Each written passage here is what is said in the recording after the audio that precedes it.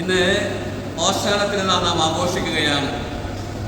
2000 വർഷം മുമ്പ് യേശുനാഥൻ ജെറുസലേം ദേവാലയത്തിലേക്ക് ഓശാന ഗീതങ്ങളുടെ മധ്യേ പ്രവേശിച്ച സുന്ദര സുദിനത്തിൻ്റെ ഓർമ്മയാണ് നാം ഇന്ന് അനുസ്മരിക്കുക. ഓശാന എന്ന വാക്കിൻ്റെ അർത്ഥം കർത്താവെ ഞങ്ങളെ രക്ഷിക്കണമേ എന്നാണ്. കർത്താവെ ഇപ്പോൾ ഞങ്ങളെ രക്ഷിക്കണമേ. എന്തിൽ നിന്നാണ് രക്ഷിക്കേണ്ടത്?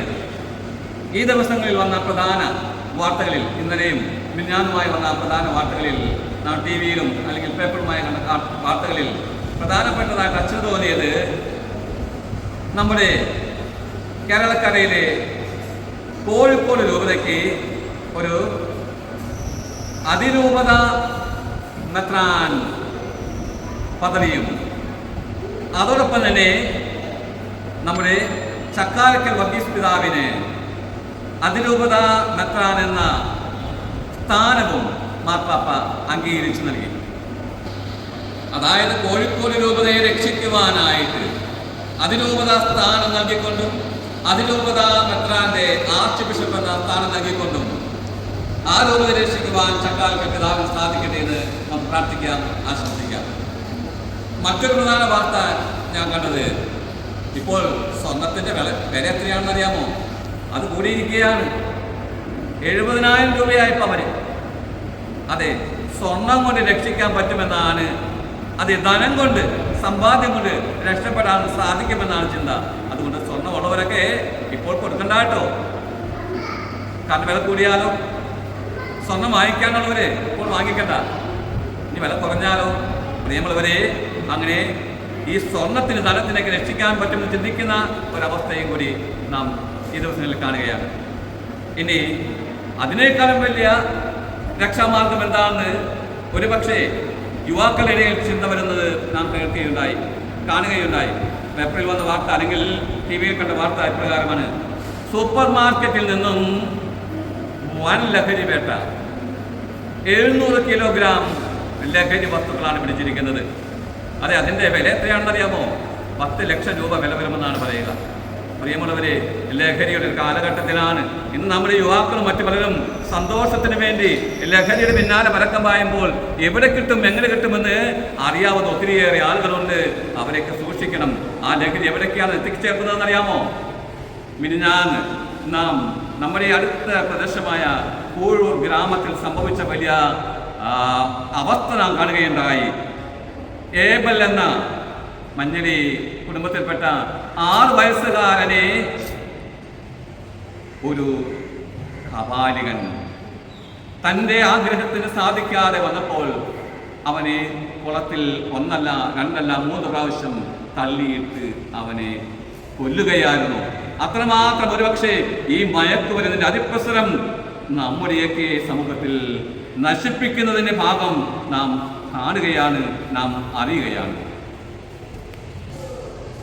പ്രിയമുള്ളവരെ, ഈ അവസരത്തിൽ ഇതൊന്നുമല്ല, ഇതിനപ്പുറം ഒരു രക്ഷയുണ്ട് എന്ന് വ്യക്തമാക്കി തരികയാണ് യേശുനാഥൻ. ഓശാന സുദിനത്തിൽ ജെറുസലേം ദേവാലയത്തിൽ പ്രവേശിച്ചപ്പോൾ അന്നത്തെ ജെറുസലേം നിവാസികൾ അവരുടെ കയ്യിൽ ഒലിവുമരത്തിന്റെ ശിഖിരങ്ങൾ പറിച്ചെടുത്തുകൊണ്ട്, വഴിയിൽ വസ്ത്രങ്ങൾ വിരിച്ചുകൊണ്ട്, പറയാതെ തന്നെ, യേശു പറയാതെ തന്നെ അവർ ഓശാന പാടി.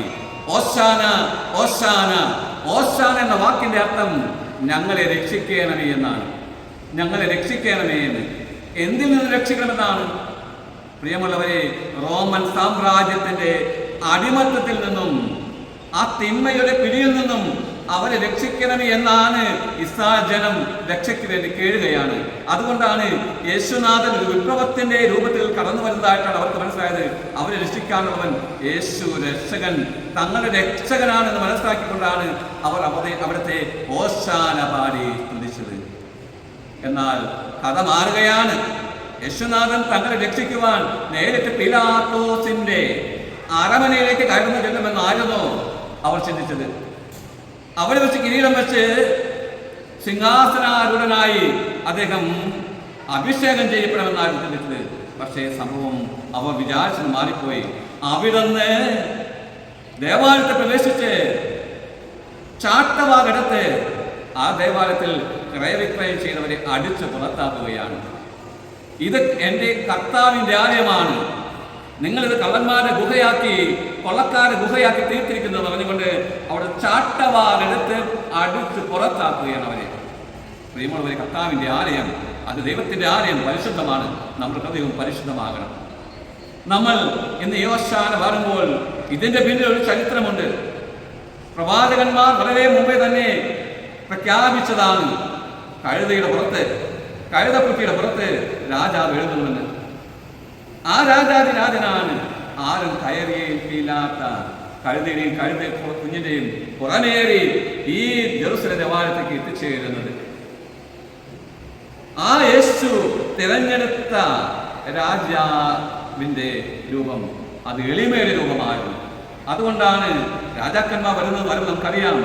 കുതിരപ്പുറത്ത് വാളും പരിചയമായി സൈന്യങ്ങളുടെ അകമ്പടിയോടെയാണ് കയറി വരിക. എന്നാൽ താൻ വന്നത് സമാധാനത്തിന്റെ രാജാവാണെന്ന് പ്രഖ്യാപിക്കുകയായിരുന്നു. അവിടുന്ന് കഴുതയുടെ പുറമേറി വരുമ്പോൾ എളിമയിലും നിതാന്തവും നിറകുടമായ കഴുത. പ്രിയമുള്ളവരെ, നാം ഈ യോശാന പാടി സ്തുതിക്കുമ്പോൾ നമുക്ക് യേശു നമ്മൾ സമാധാനത്തിന്റെ രാജാവാണെന്ന് ഏറ്റുപറയുവാനും ആ സമാധാനത്തിന്റെ രാജാവിനെ നാം രക്ഷകനുമായി സ്വീകരിക്കുവാൻ അവയ്ക്ക് വേണ്ടി പ്രാർത്ഥിക്കാം. ഇന്നത്തെ ഈ ലോകത്തിൽ മയക്കുമരുന്നിന്റെയും മദ്യത്തിന്റെയും ലൈംഗിക അനാദരത്തിന് പിന്നാലെ വഴക്കം പാഞ്ഞ്, സമ്പാദ്യങ്ങളുടെ പിന്നാലെ പണത്തിന് പിന്നാലെ വഴക്കം പാഞ്ഞ് ജീവിതം നശിക്കുമ്പോൾ അതൊന്നുമല്ല, യേശുവാണ് യഥാർത്ഥ രക്ഷകനെന്ന് മനസ്സിലാക്കുവാനും ആ യേശുവിനെ രക്ഷകന്റെ നാഥമായി സ്വീകരിക്കുവാനും കർത്താവെ ഞങ്ങളുടെ തിന്മയുടെ പിടിയിൽ നിന്നും രക്ഷിക്കണമെന്ന് പ്രാർത്ഥിച്ചുകൊണ്ട് ഈ യോശാന ദിനത്തിൽ നമ്മുടെ ഹൃദയത്തിൽ യേശുവിനെ രക്ഷകന്റെ നാഥമായി സ്വീകരിക്കാൻ നമുക്ക് വേണ്ടി പ്രാർത്ഥിക്കാം. നല്ലവനായ ദൈവം നിങ്ങളെ അനുഗ്രഹിക്കട്ടെ. യോശാന തിരുനാളിന്റെ മംഗളങ്ങൾ എല്ലാവർക്കും ആശംസിക്കുന്നു. യേശുനാഥൻ നമ്മെ എല്ലാവരെയും അവിടുത്തെ പൊൻകരങ്ങൾ നീട്ടി ആശീർവദിക്കട്ടെ, അനുഗ്രഹിക്കട്ടെ എന്ന് പ്രാർത്ഥിക്കുന്നു. ദൈവം നിങ്ങളെല്ലാവർക്കും സമാധാന ശാന്തി നൽകുമാറാകട്ടെ. ആമേൻ.